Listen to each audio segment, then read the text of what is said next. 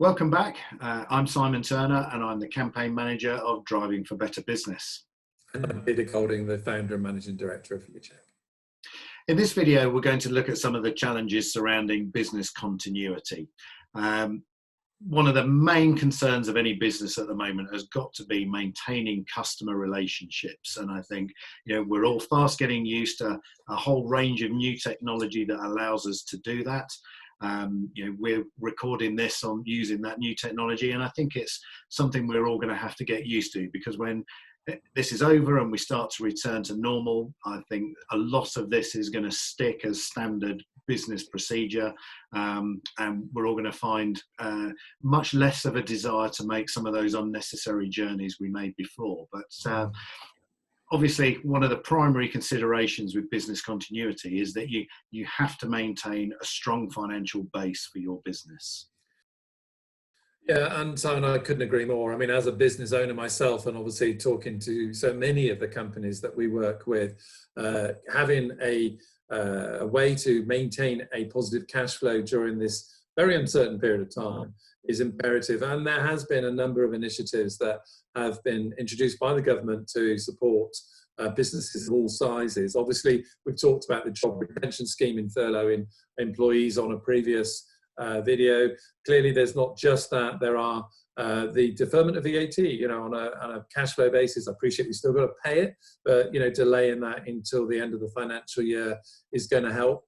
There are potentially for businesses, as we know, that can and want to apply for the loan. Clearly we've got to go through the banks and the regimes of lending on that, which can be onerous. And also for the smaller businesses, the rate support and grants available to support. But I think more than anything else from our side at the moment, we're looking at the key issues of identifying externally where savings could be gained, or money, or any ability to be able to get any funding in.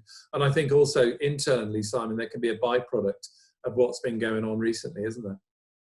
Well, yeah, and we only spoke to one fleet today, didn't we, where they identified that their fuel spend was something they weren't going to have to worry about over the next few months. So this is one of the things that are Driving for Better Business we constantly try and get fleets to look at, is the impact of how you manage your drivers on the operational costs of the business, whether that be maintenance costs or fuel costs, replacement of tyres, accident damage, all of that kind of stuff. And if your drivers aren't doing so much mileage now because they're largely home-based or not working, then those operational costs are going to be far lower, and you should really take the opportunity to see just how much difference that's making to the business at the moment.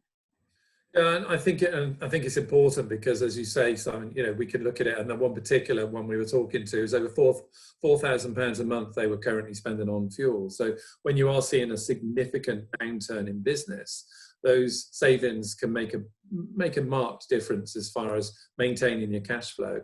And although I wouldn't be an advocate of going and looking at everything that you're currently spending on to see where you can cut costs, it's worth engaging with some of your suppliers. I mean, you may well have read in the fleet press that some of the leasing companies and the finance companies are looking to support businesses with payment holidays. I can't guarantee every one of them will, but it's worthy of a conversation, because at the end of the day, they want you and support you in business to go forwards. And the same would apply with any other lease contracts you've got. Could be telematics, it could be other areas.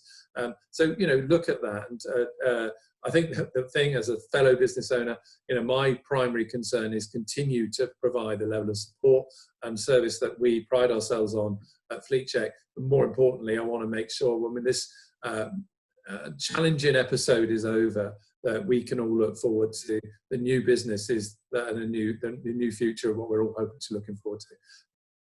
I think that provides some really good food for thought, Peter. And business continuity is such a key issue here. I think that's one of the things we're going to be looking to provide more resources and more guidance from some experts to help you make the most of those opportunities that are available, so that when this is all over, you do have a strong business to come back to. So that's covered the issues for business continuity in this video. In the next one, we're going to be looking at vehicle maintenance, which which has some particularly challenging issues that we're going to have to deal with.